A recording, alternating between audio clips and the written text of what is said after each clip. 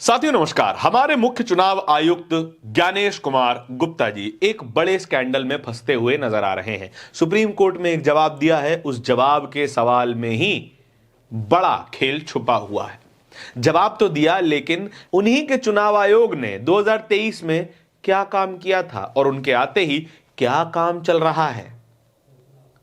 असल में 2023 में चुनाव आयोग ने एक सॉफ्टवेयर का इस्तेमाल करना शुरू किया था। सॉफ्टवेयर करता यह था कि पूरी वोटर लिस्ट की जांच करके यह बताता था कि डुप्लीकेट वोटर, फर्जी वोटर कहां कहां हैं और उनको हटाने की जरूरत है, ऐसी सलाह देता था।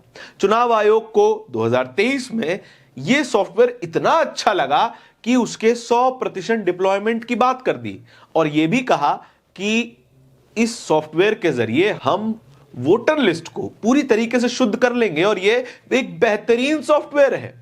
लेकिन बिहार में एसआईआर होने से ठीक पहले इस पूरे सॉफ्टवेयर को डंप कर दिया गया।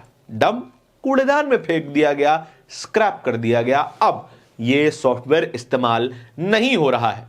अब वोटर रोल की शुद्धता को चेक करने के लिए और उसको बनाए रखने के लिए कि कोई भी फर्जी वोटर, मृत वोटर या डुप्लीकेट वोटर वोटर लिस्ट में ना रह जाए, पैच, ये तमाम काम करने के लिए बीएलओ का सहारा लिया गया। घर घर जाकर मैन्युअली टेस्ट किया गया कि कौन वोटर असली है, कौन सा वोटर नकली है, किसको हटाना है, किसको रहने देना है। अब जब यह सवाल सुप्रीम कोर्ट पहुंचा कि आपके पास तो सॉफ्टवेयर था, तो फिर पूरी एसआईआर की प्रक्रिया में इस सॉफ्टवेयर का इस्तेमाल क्यों नहीं किया गया, तो चुनाव आयोग ने जवाब दिया कि ये इतना खराब है कि हमने इसको 2023 में ही बंद कर दिया। यह खबर सामने आई रिपोर्टर कलेक्टिव्स के एक आर्टिकल के बाद। आर्टिकल लिखा है आयुषी कर ने, पब्लिश हुआ है 8 दिसंबर 2025 को, यानी कि जिस दिन यह वीडियो रिकॉर्ड हो रहा है। टाइटल है ECI to supreme court, duplication software was ineffective, we scrapped it.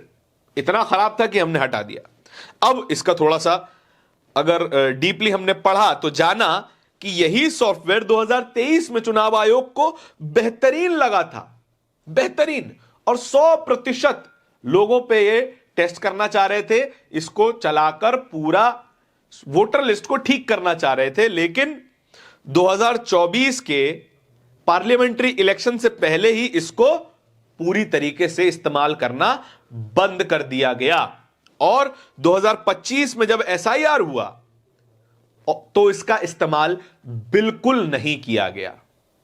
लोग अब सवाल पूछ रहे हैं तन्मय, और तन्मय ने ट्वीट किया इसी खबर को शेयर करते हुए, ECI's shocking scandal exposed, back in 2023 election commission hired revolutionary AI software as ultimate weapon to obliterate duplicate voters from the roll।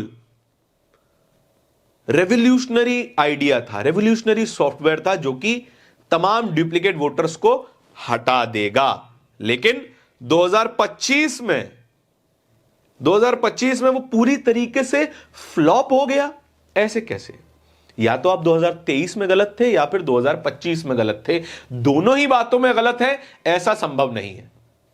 2023 में जो सॉफ्टवेयर आपको बेहतरीन लग रहा था वो 2025 की एसआईआर में क्यों इस्तेमाल नहीं किया गया, उसका जवाब केवल यह नहीं हो सकता कि हमें पसंद नहीं आया या फिर यह गलत साबित हो गया। रिपोर्टर्स कलेक्टिव के आर्टिकल के एक हिस्से में यह भी सवाल पूछा गया है कि इसका कोई सबूत नहीं है कि यह एआई सॉफ्टवेयर पूरी तरीके से खराब है।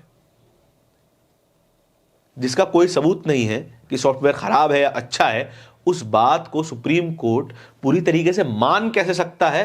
पहला तो सवाल यहीं पर खड़ा हो जाता है। डॉक्टर मुकेश कुमार इसी खबर को पोस्ट करते हुए लिख रहे हैं, ज्ञानेश कुमार डुप्लीकेट वोटर को पकड़ने वाले सॉफ्टवेयर को लेकर बुरी तरह फंसे हुए हैं। हाल में जब उनसे सवाल पूछा गया कि उन्होंने इस सॉफ्टवेयर का इस्तेमाल क्यों नहीं किया, तो उन्होंने कहा कि वह इतना खराब था कि उसे कचरे के डिब्बे में फेंकना पड़ा।